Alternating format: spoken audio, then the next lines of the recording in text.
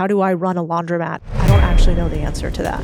In the beginning, I was more worried about looking like I knew, and now I'm more interested in getting my answer as fast as humanly possible. I know only one thing, and that's that I am completely fallible. You're going to be scared all the time. I'm still scared frequently, but for the most part, nothing we do in business is going to kill us unless we stop and unless we kill ourselves.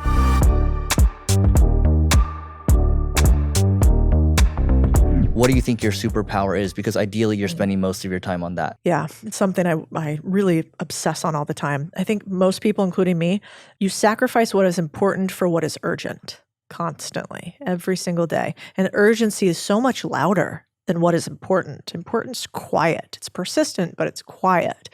And so my unique skill, I think, overall, usually is a stack with everybody, right? I can't remember who came up with that. I think that was Scott Adams, the skill stack. The skill stack, yeah.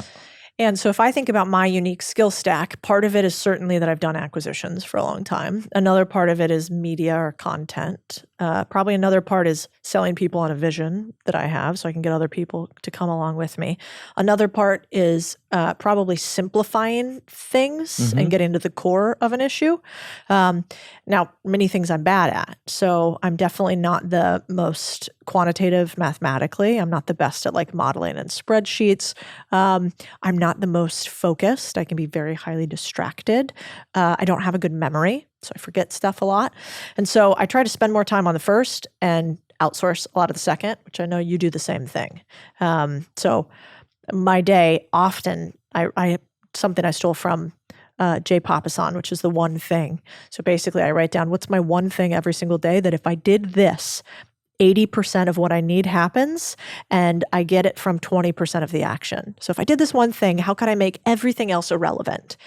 And usually that one thing is a who problem, not a how problem. Yep. It's who can I hire? Who can I go to? Who can I talk to that's an expert on this, as opposed to figuring it out myself? Can you elaborate more on that? Because I think earlier, especially people that are starting out right now, it's like, how can I become the best at this, right? Yeah. But then you realize later that it's not how, to your point, it's who. Yeah.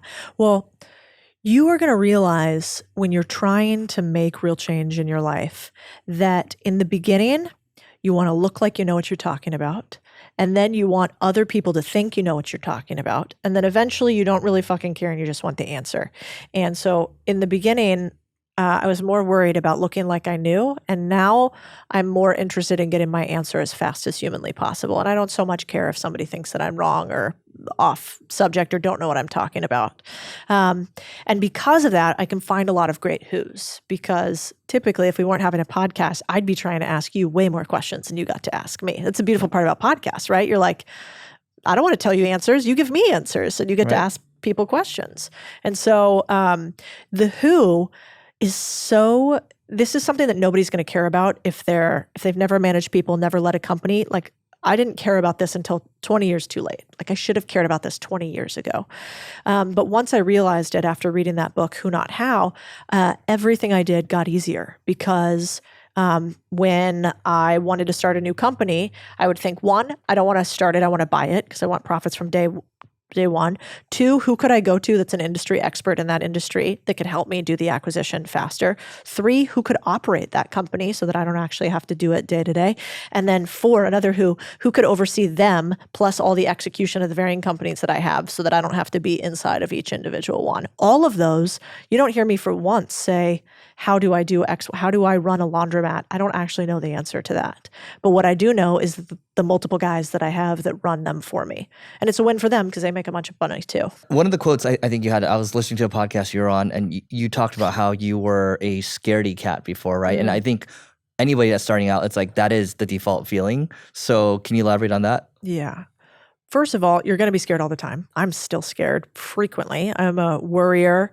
I assume the negative usually first. I'm pretty much always convinced that I'm going to run out of money, lose money, making mistakes, doing something incorrectly. And where does that come from? Immigrant mentality, don't you think? You probably have the same thing. Oh, for sure. Yeah, immigrant mentality. And we have failed. You and I have both failed at businesses. And we've failed, and I've lost, I've had to fire employees before, and I've made a lot of mistakes. So I know only one thing, and that's that I am completely fallible. Anything else, I'm unsure, but that I know. And so when you also know, I guess, that you'll survive. So no matter what, none of this stuff is going to kill you if you just keep going. And so, I do think that there's some beauty in that. You realize at some point, my husband, was in the military before, and his joke, he'll call me sometimes and we'll be having a really tough day and something will be going sideways. And his joke is always, well, is it going to kill us? And I'm like, no, we're talking about accounting software. Everybody's going to be fine. The only thing that'll kill is like a little bit of your ego. Maybe it might kill a few steps of your forward momentum, but for the most part, nothing we do in business is going to kill us unless we stop and unless we kill ourselves.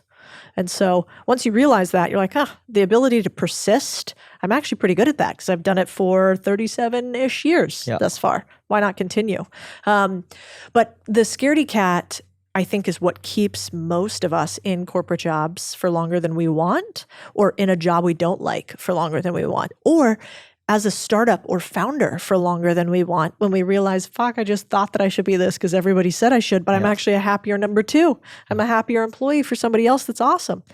And I want to start talking about that more because I really want people to have ownership, not necessarily the burdens of being an owner. They're slightly different.